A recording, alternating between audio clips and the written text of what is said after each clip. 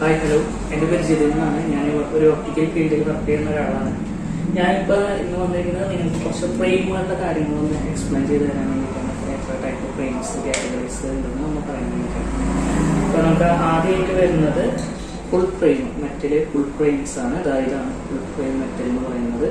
ഇത് നമുക്ക് കൂടുതലും ഇപ്പോൾ ഏജുള്ള ആൾക്കാർക്കും അതല്ലെങ്കിൽ നോർമൽ ക്യാഷ്വൽ എല്ലാവർക്കും ഉപയോഗിക്കാൻ പറ്റുന്ന ഒരു മോഡലാണ്. പിന്നെ തൊട്ടുള്ള ഒരു മോഡൽ ടൈപ്പാണ് വരുന്നത്. ഇതിൽ തന്നെ പല ബ്രാൻഡിൻ്റെയും പല ക്വാളിറ്റിയിലുള്ള ഫ്രെയിംസ് അവൈലബിൾ ആണ്.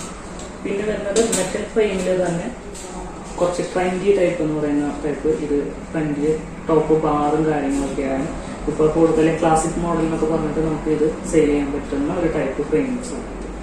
നമുക്ക് വയ്ക്കുമ്പോൾ തന്നെ വളരെ കംഫർട്ടബിൾ ആയിരിക്കും. കൂടുതലും ഇപ്പോൾ പല കസ്റ്റമേഴ്സും നമുക്ക് ഡൈനേറ്റ് ചെയ്തിട്ട് കളർ മാറുന്നത് കൂളിംഗ് ഗ്ലാസ് പോലെ നമുക്ക് ഉപയോഗിക്കാൻ പറ്റുന്ന അങ്ങനെ ചെയ്യാമെന്ന് പറഞ്ഞിട്ട് വരുന്ന കസ്റ്റമേഴ്സ് ചോദിച്ചു വരുന്ന ഫ്രെയിമാണ് ഈ ടൈപ്പ് ഫ്രെയിംസ്. പിന്നെ വരുന്നതാണ് ഹാഫ് ഫ്രെയിം എന്ന് പറയും. താഴെ ഫ്രെയിം ഇല്ലാത്ത ടൈപ്പ് വരുന്നത്. പിന്നെ ഗ്ലാസ് വലുപ്പം കൂട്ടിയും കുറച്ചൊക്കെ നമ്മൾ ചെയ്യാറുണ്ട്. ഇപ്പൊ ഇത് വരുന്നത് നമുക്ക് ഇപ്പൊ കൂടുതലും പ്രോഗ്രസീവ് അതല്ലാന്നുണ്ടെങ്കിൽ കുറച്ച് ഏജ് ആയിട്ടുള്ള ആൾക്കാർക്ക് വേണമെങ്കിലും നമുക്ക് ഈ ഒരു ടൈപ്പ് ലേഡീസ് മോഡൽസിനൊക്കെ ഇങ്ങനത്തെ ഈ മോഡൽസ് യൂസ് ചെയ്യാറുണ്ട്. പിന്നെ വരുന്നതാണ് ഷെൽ ഫ്രെയിംസ്.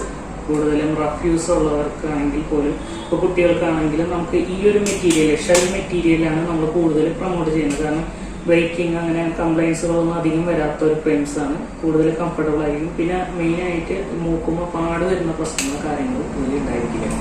കൂടുതലും റഫ് യൂസിന് ഉപയോഗിക്കാൻ പറ്റുന്ന ഫ്രെയിമാണ്.